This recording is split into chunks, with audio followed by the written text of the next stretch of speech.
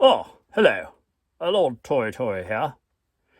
I thought I should make a little videogram to deal with this question that's come up about Brexit and the long-term impact of it, because the Office for Budget Responsibility has talked about a long-run reduction of 4% in gross domestic product as a result of Brexit.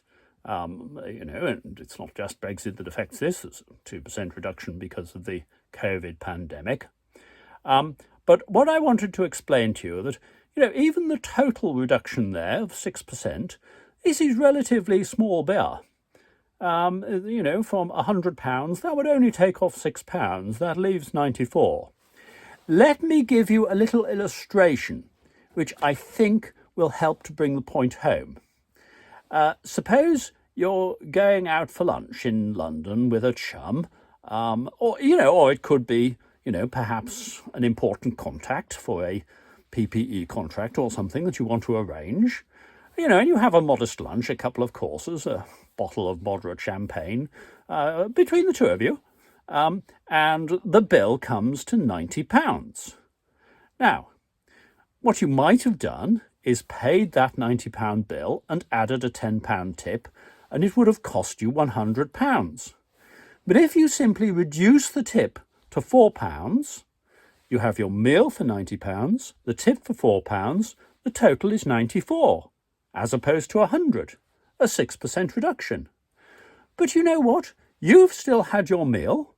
The waiter is still getting a tip, so, some of your expenditure is trickling down to the lower levels in society. And so we're all fine, really, even with the 6% reduction.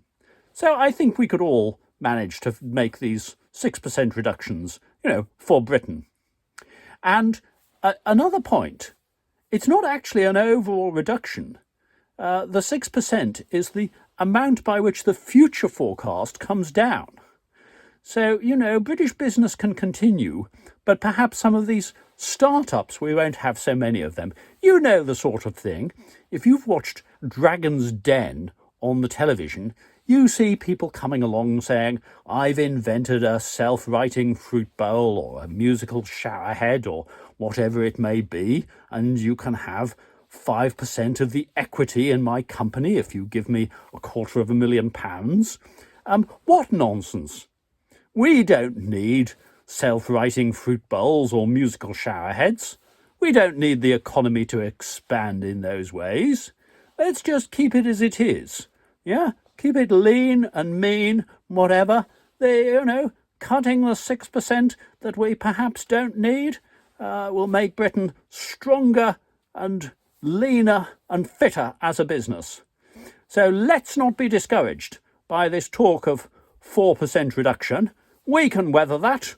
British business can go on, and we don't need musical showerheads. So there you are. I think that's everything I've got to say. Simpkins, do you think? Yes. All right. I hope that's been helpful for you. That is everything now, so you can stop watching. Simpkins, yes, I know you have told me, but it's just easier if you do it. Thank you. Off you go.